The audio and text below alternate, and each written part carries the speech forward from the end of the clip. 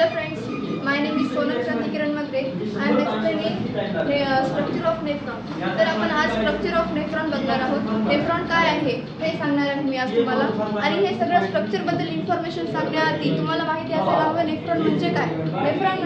Nephron is a structural and functional unit of kidney. Nephron हे किडनीचे रचनात्मक आणि कार्यात्मक एकक आहे आणि ती प्रक्रिया काय आहे, त्याचं फंक्शन काय आहे, कार्य काय आहे हे आपल्याला माहिती असायला हवं. तर ते सांगायचं आहे. नेफ्रॉनचं फंक्शन काय आहे, त्याचं कार्य काय आहे, तर अल्ट्राफिल्ट्रेशन. अल्ट्राफिल्ट्रेशन म्हणजे काय, तर शुद्धीकरण. आणि ते कशाचं, ब्लडचं शुद्धीकरण. अल्ट्राफिल्ट्रेशन म्हणजे रक्ताचं शुद्धीकरण करणे हे नेफ्रॉनचं मुख्य कार्य आहे. आणि नेफ्रॉन हे आत्ताच तुम्हाला सांगितले की नेफ्रॉन हे किडनीचे हे आहे, एकक आहे आणि ते किडनीमधलाच एक भाग आहे.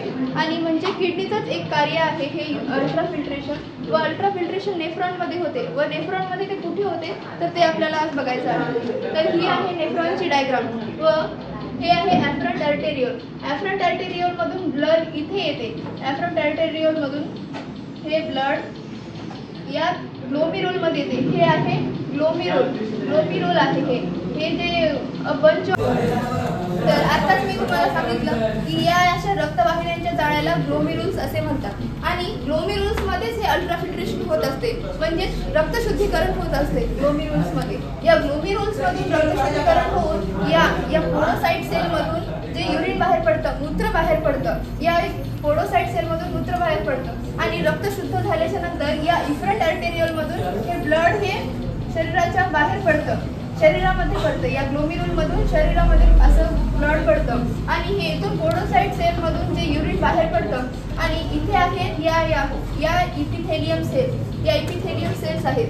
या ज्या सेल दिसतात यांना इपिथेलियम सेल म्हणतात. या पोडोसाइट सेल आणि या इपिथेलियम सेल.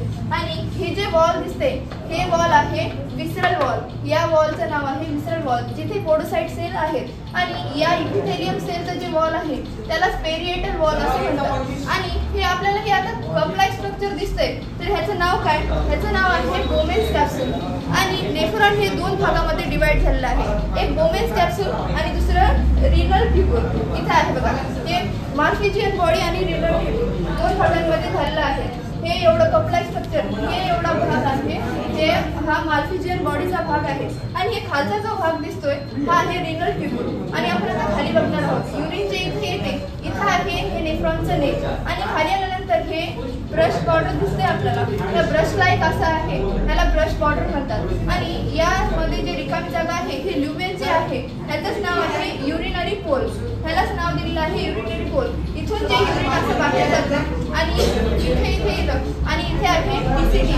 पीसीटी म्हणजेच काय, प्रॉक्सिमल कन्व्होल्युटेड ट्यूब्यूल. आणि पीसीटी मध्ये काय होतं, पीसीटी हा नेफ्रॉनच्या नळीचा पहिला आणि मुख्य भाग आहे. आणि इथून पीसीटी मधून जे युरिन जातं, इथे युरिन आल्यानंतर पीसीटीचं काम काय आहे, पीसीटी काय काम करतं तर पीसीटी हे युरिन मधील आवश्यक घटक जे असतील ते रक्ताकडे पाठवण्याचं काम करते. पीसीटी आवश्यक घटक म्हणजे काय, ते होते पाणी, ग्लुकोज, ॲसिड, अशा टाईपचे जे असतात अमिनो ॲसिड, ते सगळे मुख्य घटक हे रक्ताकडे पाठवण्याचं काम पीसीटी प्रॉक्सिमल कन्व्होल्युटेड ट्यूब्यूल करतं. आणि इथून जे युरिन जातं ते इथे येतं.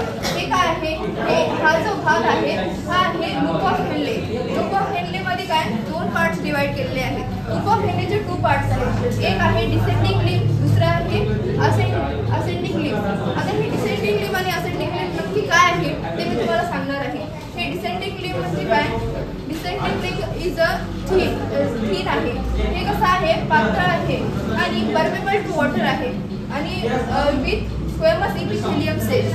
हे परमेबल टू वॉटर म्हणजे काय, हे पाण्याला शोषून घेतं, आणि हे सोडियम क्लोराईडला NaCl ला म्हणजेच मिठाला शोषून घेत नाही. आणि याच्यामध्ये स्क्वेमस इपिथेलियम सेल्स असतात. आणि इथून हे युरिन असं इथे जातं तर इथे आहे असेंडिंग लिम्ब. असेंडिंग लिम्ब म्हणजे काय नक्की, असेंडिंग लिम्ब म्हणजे ascending limb is a thick.